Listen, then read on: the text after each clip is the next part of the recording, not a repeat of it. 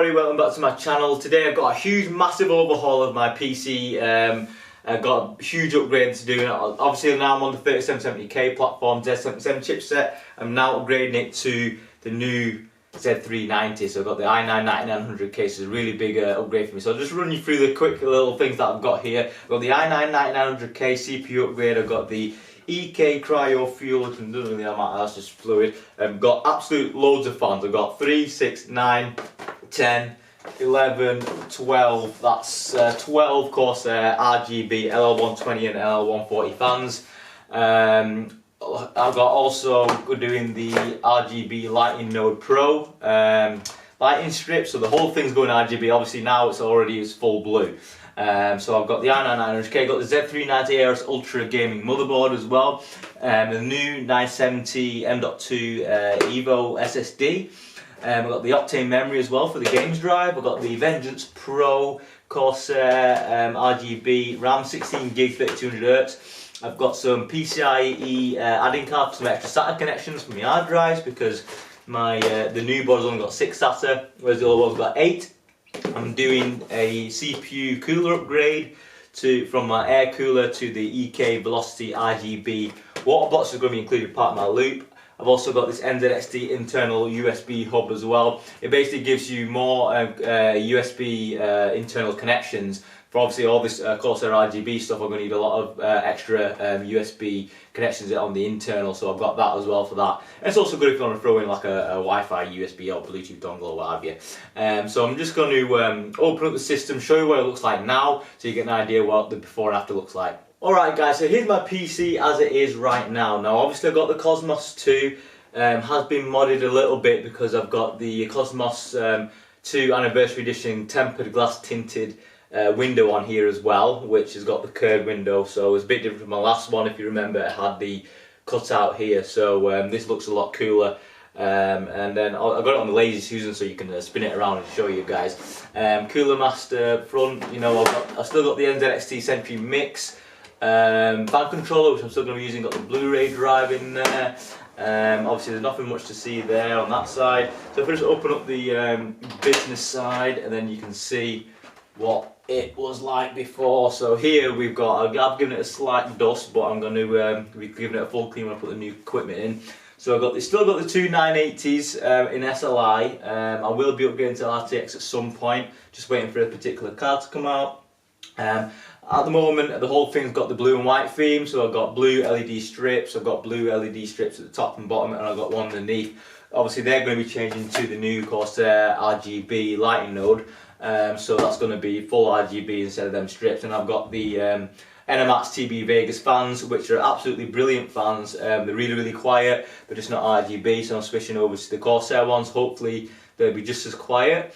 I've got the 3770K. Now this cooler's going, and I'm going to be changing it to the EK Velocity RGB CPU block, so it's going to go from GPU to the CPU, then back to the radiator. So I'm going to change the loop a little bit there as well, and you'll also be able to see that cool Corsair RGB memory as well as seeing a bit more of the motherboard because it's RGB. So that's all cool to see. Now obviously here I've still got the radiator here. They're all, I think they're Alpha Cool, is it? Alpha Cool radiators, and I've got the Enermax fan on there. I'm going to be putting a Corsair fan here and here as well. Then one at the front, the 140. I'm going to put the 140 at the back here. I'm going to put 3 120s there on that side. So yeah, it is going to change a bit. So it's going to look pretty cool. I've still got the Frozen Q-Res, which I'm going to have to give a clean out and you know, change the stuff. Leak all the radiator fluid, and yeah, so that's what it looks like now. I'm going to be doing some product updates as I go along, but yeah, keep watching. Right guys, so the build is finally finished. Has some issues that I'll go through when I'm showing you the interior, but this is what it looks like when it's turned off. I've still got the you know, cover there. Everything's the same here. Got the NZXT Mixed Sentry fan controller, Blu-ray drive, got the 2 hard drive hot swap bays there, 2 fans under there. That's just the cable management side, you know, and it looks quite black and sleek when it's turned off, so very cool looking. But when it's turned on, completely different beast.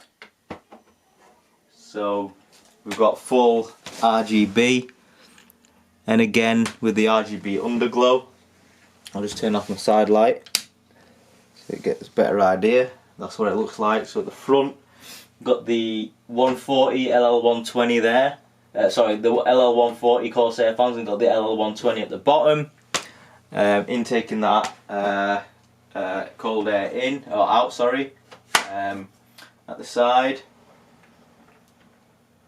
looks completely different when it's lit up there. So we've got the full RGB, looks really cool with the tinted glass. You know, it looks completely different, very clean looking.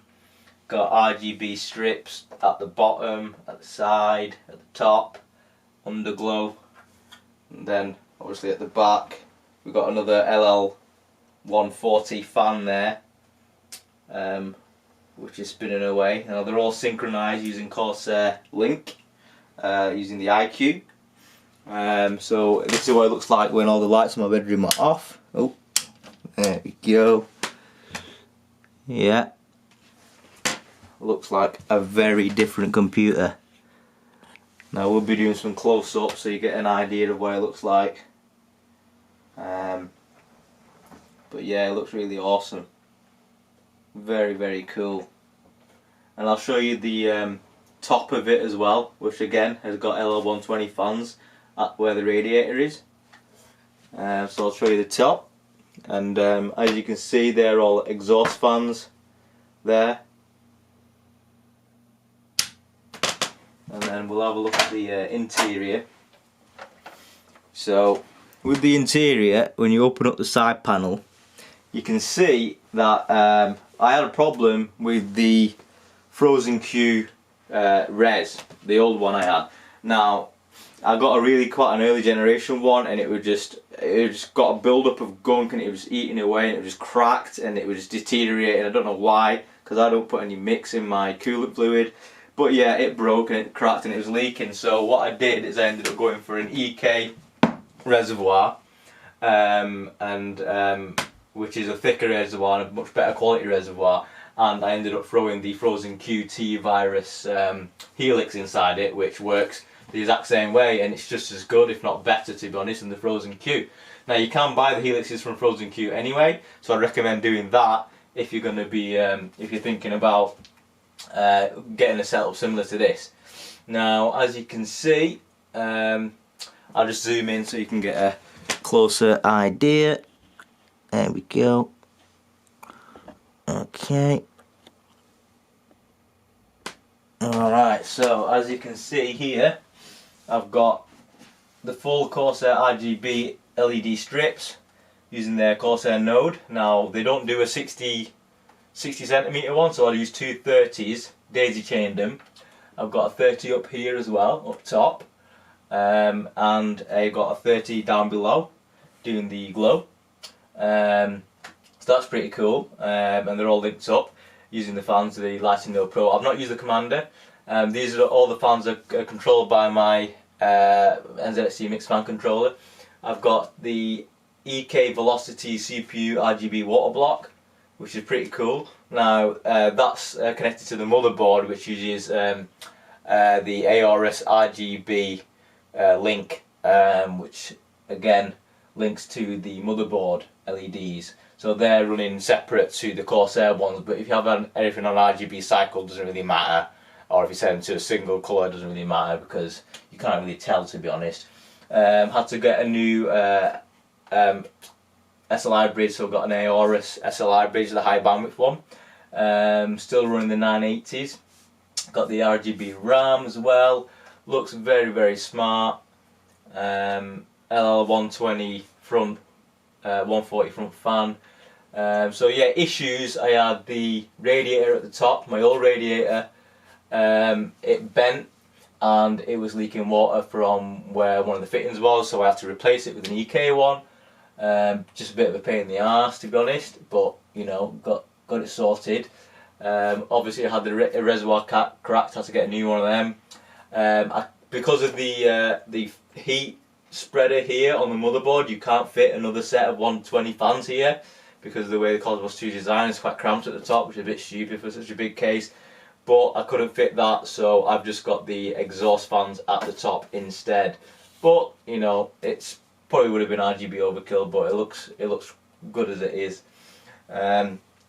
Gonna throw up some benchmarks so you can have a look. Now I've got some benchmarks from what I had previously, using my 3770K, two 980s, 16GB DDR3, pretty much the same spec.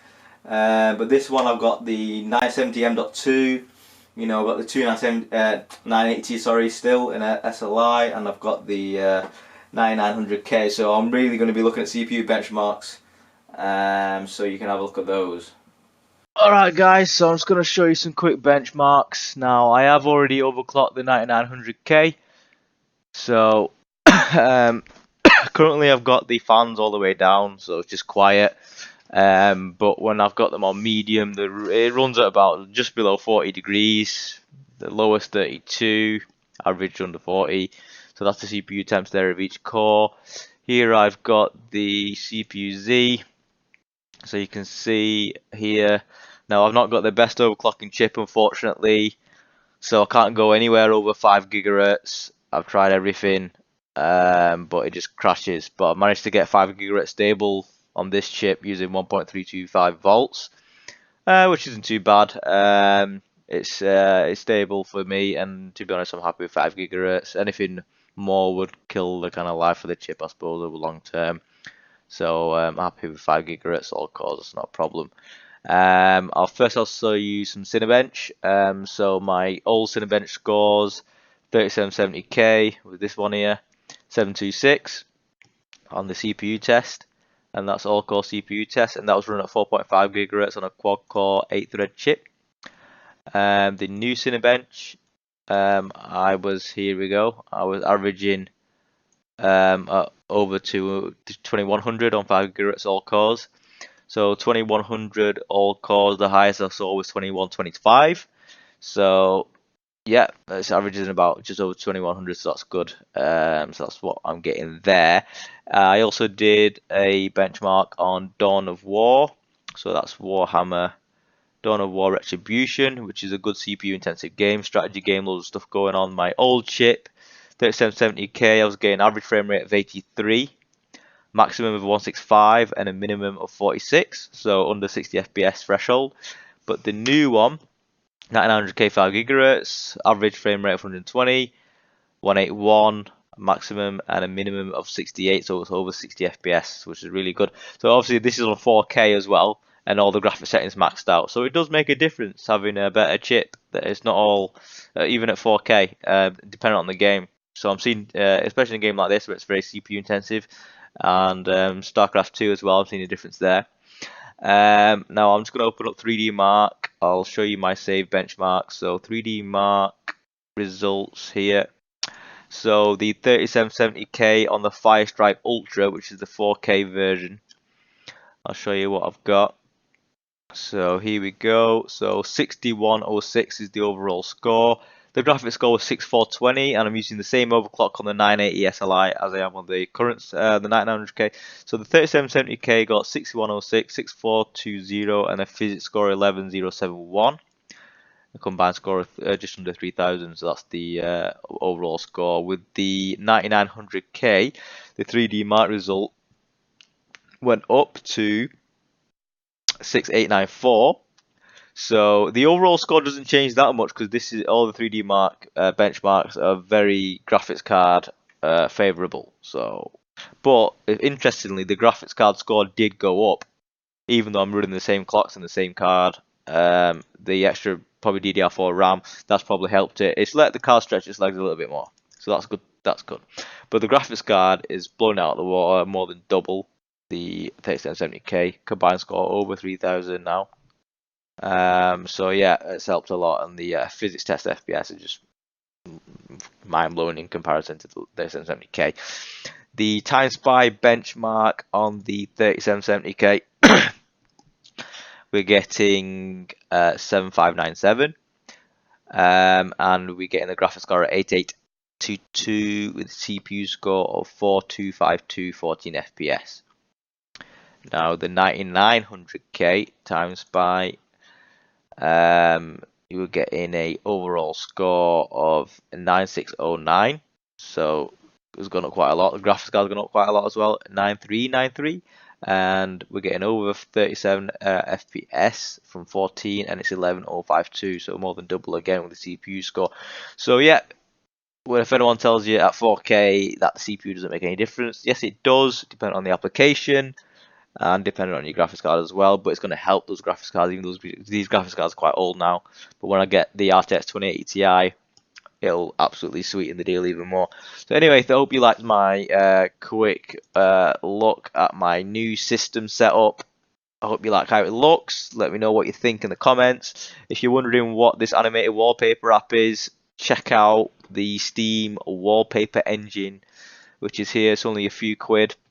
It's got loads of animated wallpapers on it, like gaming ones, automotive. There's loads of porn on it as well if you're into that. But yeah, they've got some really cool stuff, so I got it from there. So have a look at that and let me know what you think, and don't forget to subscribe.